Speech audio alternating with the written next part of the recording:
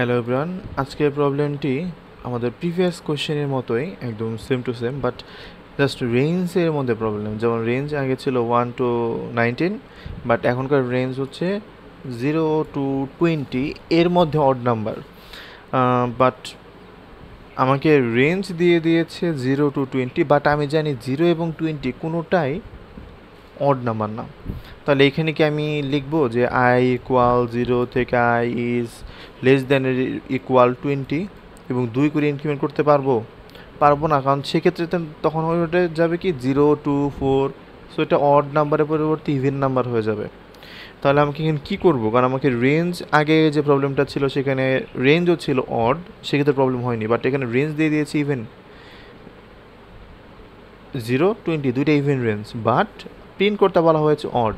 সেই ক্ষেত্রে আমার কাছে একটাই সলিউশন এখানে, কারণ আমি যদি এখানে i ইকুয়াল 1 থেকে প্রিন্ট করি তাহলে আমার রেঞ্জ ব্রেক হয়ে গেল।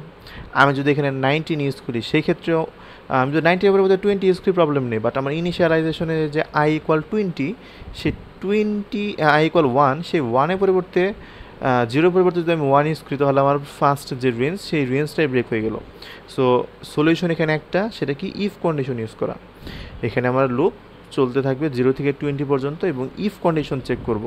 প্রতি ক্ষেত্রে ইফ কন্ডিশন চেক করে দেখব যে আমার প্রিন্ট হওয়া নাম্বার যদি হয় 0 1 2 3 ...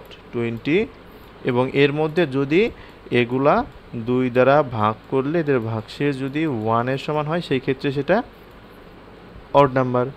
বাট এইখানে আমাকে কোনোভাবে 1 থেকে আমি শুরু করতে পারবো না। 1 থেকে শুরু করলে কি, ফার্স্ট অফ অল আমার রেঞ্জ ব্রেক, দেন আমি ইফের পরিবর্তে 1 থেকে শুরু করতে যাচ্ছি যে 2 করে বাড়াবো, বাট ইফ ইউজ করলে সেখানে আমার রেঞ্জ ব্রেক হয়ে যাবে। এখানে 1 ইনিশিয়ালাইজ থেকে শুরু করলে রেঞ্জ ব্রেক হবে, সো প্রবলেমের অ্যাকুরেট সলিউশনটা এখানে হচ্ছে না। সো আমাকে এখানে কি ইউজ করতে হবে, আমাকে এখানে 0 থেকেই শুরু করতে হবে। এখানে আর ইফ ইউজ করা যাবে না, এখানে ইফ ইউজ করতে হবে।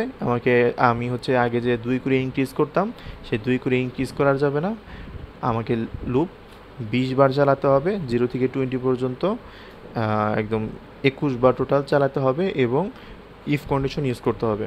সো এটার যে সলিউশন, আমি যদি সলিউশনে যাই, সো আমার ইনিশিয়ালাইজ করতে হবে তাহলে 0 থেকে, এবং কতক্ষণ পর্যন্ত চলবে, 20-এর আগ পর্যন্ত। আমাকে কন্ডিশন রেঞ্জ দিয়ে দেওয়া হয়েছে এবং এক এক করে বাড়বে।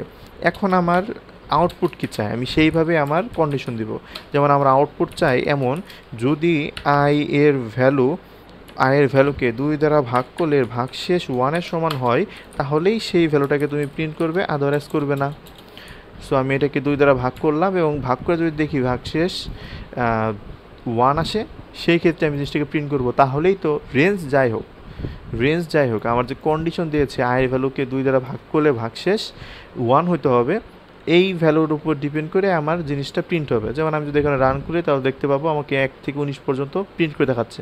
সো কন্ডিশন ছিল 0 থেকে 20 পর্যন্ত, বাট কন্ডিশন থাকলে কী হবে, আমার 0 থেকে 20-এর মধ্যে ইভেন অডকে কী আছে 1 3 5 এবং লাস্টে 19, এটাই তো আমার অড।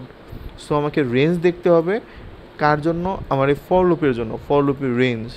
বাট এর ভিতরে এমন না যে এখানে 0 এবং 20 প্রিন্ট করতে হবে, কারণ এই দুটো তো আমার ইভেন নাম্বার, অড নাম্বার না। সেই ক্ষেত্রে এই 1 19 এই 0 20 এগুলো হচ্ছে জাস্ট ফর লুপের রেঞ্জ।